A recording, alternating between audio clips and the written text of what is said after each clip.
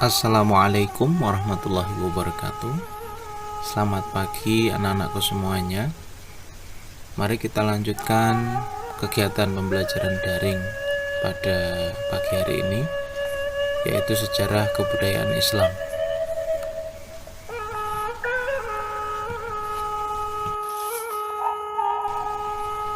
Ada yang tahu siapa Wali Songo itu? Ada berapa ya Wali Songo itu? Baiklah, untuk menjawab pertanyaan yang Ustadz sampaikan tadi, simak baik-baik materi yang akan kita bahas pagi hari ini. Wali Songo berasal dari kata wali dan songo. Wali artinya orang-orang yang memiliki kedekatan dengan Allah SWT, sedangkan songo berasal dari bahasa Jawa yang artinya 9 orang. Nah, Wali Songo dapat kita artikan sebagai orang-orang yang memiliki kedekatan kepada Allah SWT dan memiliki kemampuan yang luar biasa dalam mendakwahkan Islam, terutama di Pulau Jawa yang berjumlah 9 orang. Nah, siapakah Wali Songo itu? Di antaranya yang pertama adalah Sunan Gresik, Sunan Ampel, Sunan Bonang, Sunan Giri, Sunan Kudus, Sunan Gunung Jati, Sunan Kalijogo, Sunan Muria, dan Sunan Derajat. Lalu mengapa kita perlu belajar Wali Songo? Apa manfaat buat kita? Adapun manfaat belajar tentang Wali Songo, di antara yang pertama sebagai teladan bagi kita dalam hal berdakwah. Ternyata dakwah yang dilakukan oleh Wali Songo itu terbukti berhasil membawa ajaran Islam yang jauh dari Arab kemudian sampai ke Jawa, dan masyarakat Jawa pun menerima dengan senang hati. Sebagaimana bisa kita lihat saat ini, Islam di Jawa adalah Islam yang terbesar. Kemudian yang kedua, kita bisa meneladani dalam berakhlak mulia. Banyak akhlak mulia yang dicontohkan oleh para Wali Songo, baik dalam berdakwah maupun dalam kehidupannya sehari-hari. Gambar siapakah itu? Ya, ini adalah Sunan Maulana Malik Ibrahim. Nah, pada kesempatan kali ini kita akan membahas tentang riwayat dan silsilah Sunan Maulana Malik Ibrahim.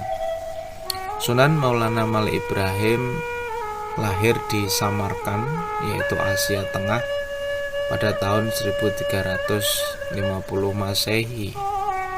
Ayahnya bernama Syekh Jumadil Kubro. Sunan Maulana Malik Ibrahim merupakan keturunan dari Nabi Muhammad SAW melalui garis keturunan cucu Nabi, yaitu Husain. Ia memiliki seorang putra bernama Raden Rahmat yang nantinya juga mengikuti jejak sebagai seorang wali. Istri beliau bernama Dewi Candrawulan atau lebih dikenal sebagai Dewi Campa. Beliau tinggal di Campa selama 13 tahun dan wafat pada tahun 1419 Masehi. Beliau dimakamkan berada di Kampung Gapura Wetan, Gresik.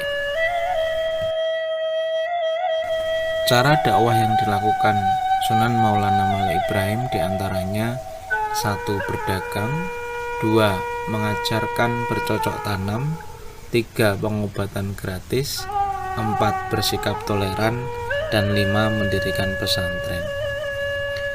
Saat awal Sunan Maulana Malik Ibrahim datang di Pulau Jawa, ia memilih berdakwah melalui berdagang sembako.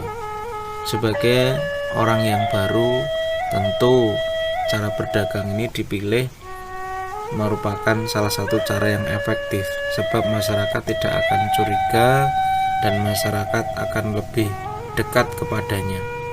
Melalui cara berdagang yang jujur, cara berdagang yang ramah, disinilah kemudian Sunan Maulana Malik Ibrahim dekat dengan masyarakat di sekitar. Bahkan ketika setiap ia melaksanakan sholat, masyarakat bertanya, "Apa yang sedang engkau kerjakan, wahai wali?" Kemudian Sunan Maulana Malik Ibrahim menjawab, "Saya sedang mengerjakan sholat." Maka disitulah kemudian masyarakat mulai cocok dengannya dan mengikuti apa yang dikerjakannya. Kemudian yang kedua, mengajarkan bercocok tanam. Dengan keahliannya yang sangat lihai terhadap cara pengolahan tanah, maka berhasillah masyarakat Gresik di dalam mengolah tanah, sehingga hasil pertanian masyarakat Gresik pada saat itu melimpah ruah. Selain keahliannya dalam bidang bercocok tanam, Sunan Maulana Malik Ibrahim juga memiliki keahlian yaitu mengobati orang sakit.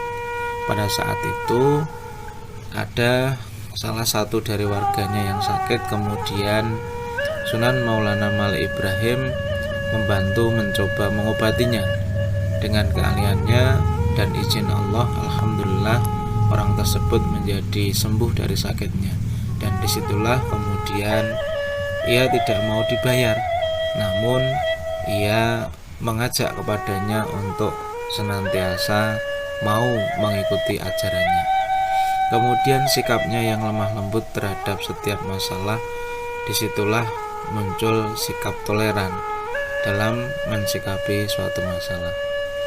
Kemudian dakwah yang dilakukan Sunan Maulana Malik Ibrahim juga mendirikan pesantren. Dari sinilah pertama kali di Pulau Jawa ada pesantren.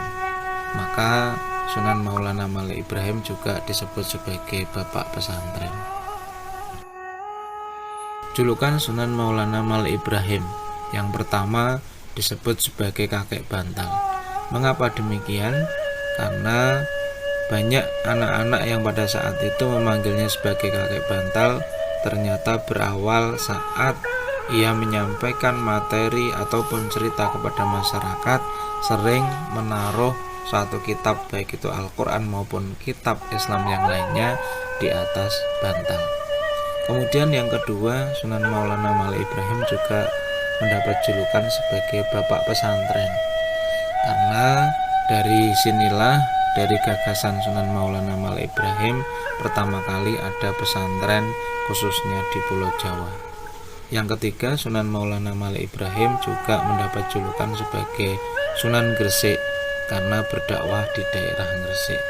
Nah, anak-anak, demikian materi yang dapat Ustadz sampaikan. Mudah-mudahan anak-anak dapat memahaminya, dan tentu harapan Ustadz dapat meneladani dari apa yang sudah anak-anak ketahui dari sifat-sifat yang dimiliki oleh Sunan Maulana Malik Ibrahim.